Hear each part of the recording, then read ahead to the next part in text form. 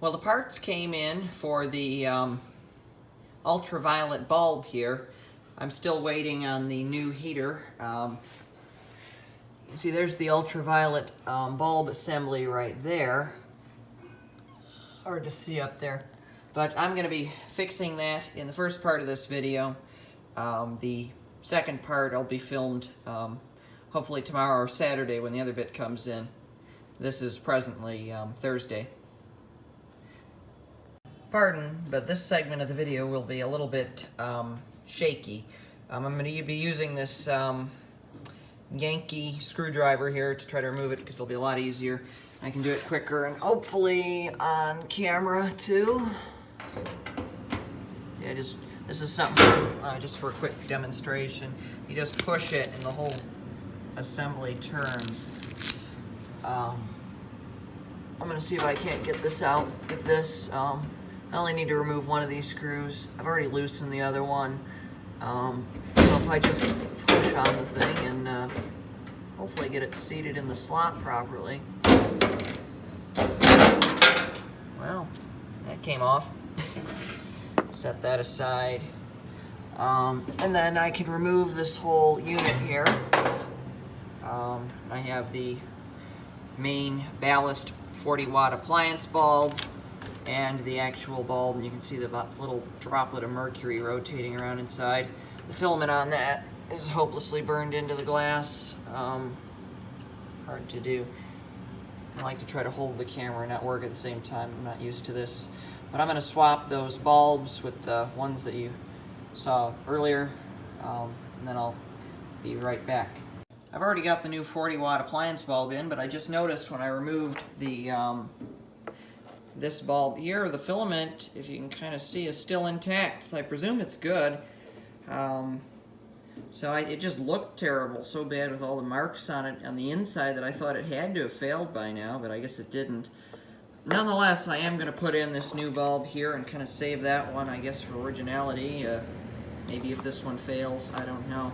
My big concern is, though, I know that this is a different shape of bulb and that there is this little panel up here, so I can try to film it. You see it has a little bit of a back panel there to keep the thing from sticking in too far and help reflect it down.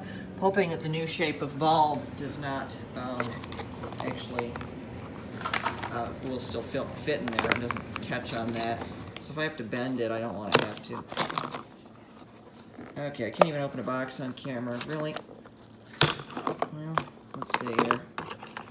No? Am I going to get a box on camera? Okay. See, that seemed to work a little bit better. But it's going to stick out a little bit further, I think.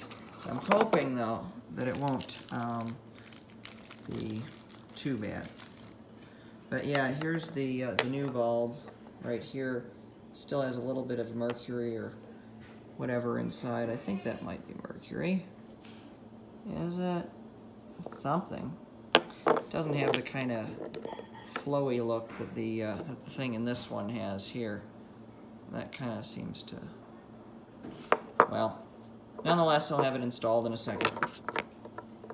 Dreaded. Just as I had thought, the bulb sticks out way too far, and it hits that panel. I'm going to see if I can try to maybe bend that panel in. I don't want to do too much. I don't want to damage anything. I don't think it's going to hit anything in there, but it's kind of a necessity at this point. Well, I've found out, unfortunately, that without completely cutting that piece out, there is no way that this is going to work.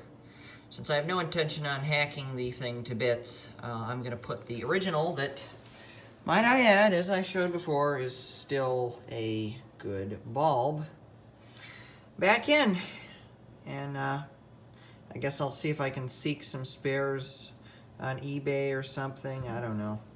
Just in case it does fail. And I guess if it really comes down to it, a little bit of time, a hacksaw or a Dremel, and I guess I'll have to remove that.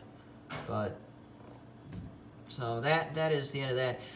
So this is in there, and I'll put the other thing in, and since the package on the new bulb tells me all about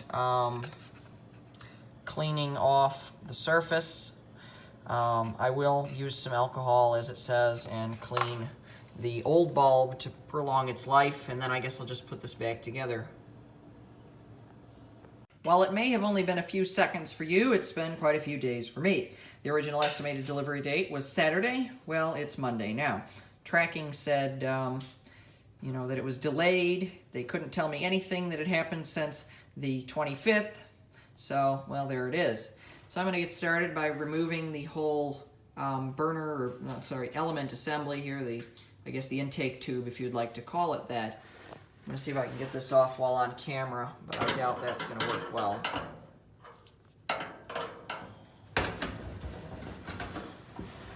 Yeah, I'm not doing that on camera.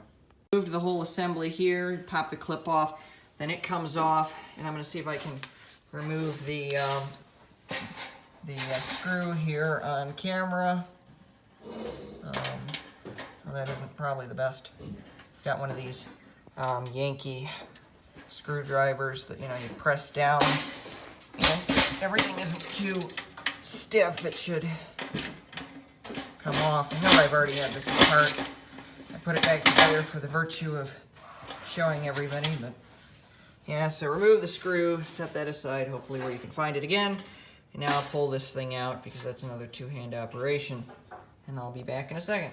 Now I've removed the tube there from this, and I'm going to take special note to what connectors where.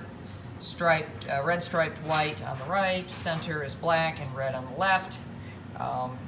That way they can go on properly on the new element there. And I'll remove those wires and install them on the new one, and I'll be on in a second. Well, these are now connected, and I'm going to shove this up in there and reclip everything in place, and then I'm going to proceed to put the back cover on.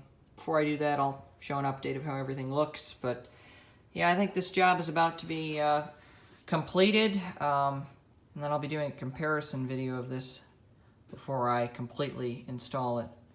Well, that's all back together, and before I put the back panel on, I'm going to remove the existing Whirlpool 29-inch dryer that is right through here, covered in a bunch of junk, and they'll both be out here, and I can do an accurate comparison of the two.